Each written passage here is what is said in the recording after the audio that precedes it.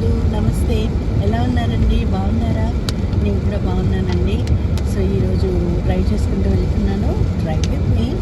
And ఈరోజు ఒక చిన్న టాపిక్ ఏంటంటే, చాలామంది ఇప్పుడు చాలా కంగారుగా ఉన్నారు కదా, మరి అందరు డిపోర్ట్ అయిపోతుంటున్నారు యూఎస్సీ నుంచి. స్టూడెంట్స్కి ప్రాబ్లం అవుతుంది, ఇంకా చాలా న్యూస్లో మీరు వింటూ ఉన్నారు. సో డిపోర్టేషన్ అనేది ఓన్లీ ఇల్లీగల్గా వచ్చిన వాళ్ళు మాత్రమే, వీసా లేకుండా ఏదైనా అలా ఉన్న వాళ్ళు మాత్రమే డిపోర్ట్ అవుతారండి. మిగతా వాళ్ళకి ఎవ్వరూ ఏమీ ఎఫెక్ట్ కారు. ఇక్కడ చాలామంది స్టూడెంట్స్ని కలిశాను, చూసాము. అందరూ బాగున్నారండి, అందరూ స్టూడెంట్స్ బాగున్నారు. యూఎస్ఏకి రావచ్చా, స్టూడెంట్స్కి వీసా దొరుకుతుందా అంటే డెఫినెట్లీ అండి. మన ఇండియా నుంచి మంచి బ్రైట్ పిల్లలు వస్తారు, దొరుకుతుంది. కానీ కన్సల్టెన్సీ చేతిలో పడకుండా, అంటే వాళ్ళు ఇక్కడ అసలు అటువంటి యూనివర్సిటీలు ఉండవు. ఫేక్గా యూనివర్సిటీలు క్రియేట్ చేసి అలా ఏమైనా వాళ్ళ చేతిలో మోసపోకుండా మంచి యూనివర్సిటీలు, అంటే మంచి పేరున్న యూనివర్సిటీలు, అలాంటి యూనివర్సిటీలో మీరు సీట్ తెచ్చుకోవచ్చు. అట్లా స్టూడెంట్స్కి ఇక్కడికి రావడానికి ఏమీ ప్రాబ్లం ఏమి లేదండి, రావచ్చు. కానీ ఫేక్ యూనివర్సిటీలు, ఫేక్ సర్టిఫికెట్స్ అట్లా ఏదైనా సమ్ ప్రాబ్లం పెట్టుకొని మాత్రం ఇక్కడ అప్లై చేసుకుని రావద్దు. ఎందుకంటే ఇప్పుడు కొంచెం ఇమిగ్రేషన్ వాళ్ళు చాలా మార్పులు తీసుకొస్తున్నారు, చాలా చెక్ చేస్తున్నారు. మార్పుల కన్నా చెప్పాలంటే ఎక్కడెక్కడ అయితే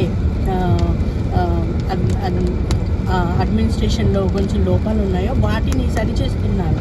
సో దాని పక్షంగా చాలా విషయాలు బయటపడుతున్నాయి కదా, సో వాటి వల్లనండి. సో న్యూస్లో ఎక్కువగా చూపించే వాటిని చూసి భయపడిపోవద్దు స్టూడెంట్స్. తప్పకుండా ఇక్కడికి వచ్చి బ్రైట్ ఫ్యూచర్ కావాలనుకునే వాళ్ళు, కష్టపడి ఇక్కడికి వచ్చి నిలదొక్కుకోవాలనుకునే వాళ్ళు ఉంటారు. తప్పకుండా వాళ్ళకి మాత్రం అవకాశం ఉందండి. మేము ఉండే న్యూ ఇంగ్లాండ్ ఏరియా, అంటే మ్యాసచ్యూసెట్స్ అట్లాంటి ప్లేస్లో నాకు పర్సనల్గా తెలిసి చాలా మంచి మంచి యూనివర్సిటీస్ అండి, చాలా మంచి పేరున్న యూనివర్సిటీలు. ఏ ఒక్కటి తీసుకున్నా దానికి మంచి రెప్యుటేషన్ ఉంటుంది. సో అటువంటి యూనివర్సిటీలు చాలా ఉన్నాయి, కాలేజెస్లు చాలా ఉన్నాయి. సో దేనికి భయపడాల్సిన అవసరం లేదండి. సో న్యూస్ చూసి భయపడొద్దు, వాళ్ళు క్రియేట్ చేసే థంబ్నెయిల్స్ అవన్నీ చూసి భయపడాల్సిన అవసరం లేదండి. సో ఉన్నాయి, కాకపోతే జాగ్రత్తగా ఎవరి చేతిలో మోసపోకుండా పేరెంట్స్ని బాగా పెట్టుకున్నారండి. ఇక్కడ మరి ఏ కంట్రీలో అయినా రూల్స్ ఉంటాయి కదా, పని చేయకూడదు, ఇలా కొన్ని అవర్స్ చేయాలి, అలాంటివి చూసుకోండి. కష్టపడకండి. ఓటీటీలో ఎంతవరకు చేసుకోవాలనో, స్టూడెంట్స్కి ఎంతవరకు అలవెన్స్ ఉందో చూసుకోండి.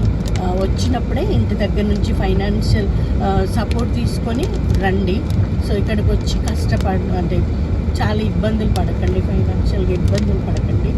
సో వెల్కమ్ అండి. అందరూ యూఎస్ఏకి ఏం భయపడాల్సిన అవసరం లేదు. అందరు ఇండియన్ స్టూడెంట్స్ కానీ అన్ని డిఫరెంట్ కంట్రీస్ వాళ్ళందరికీ వెల్కమ్. ఎందుకంటే మన ఇండియా నుంచి స్టూడెంట్స్ రారు కదండి, అన్ని కంట్రీస్ నుంచి ఇక్కడికి స్టూడెంట్స్గా వస్తారు. సో న్యూస్లో ఇండియన్స్నే పంపిస్తున్నారు, ఇండియన్స్ ఇట్లాగైనా వాళ్ళకి అది భవిష్యత్తు ఉందా, ఇట్లా అన్ని థంబ్నెయిల్స్ చూసి న్యూస్లో భయపడాల్సిన అవసరం లేదండి.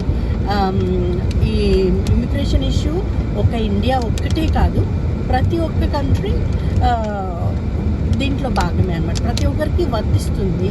సో అట్లా అనమాట. సో దాని గురించి భయపడాల్సిన అవసరం లేదండి. ఇప్పుడు వచ్చిన గవర్నమెంట్ కూడా చాలా మంచి గవర్నమెంట్, మంచిగా కంట్రీని మంచిగా చేయాలని ఆలోచిస్తున్నటువంటి గవర్నమెంట్ అనమాట. సో ఏం ప్రాబ్లం లేదు.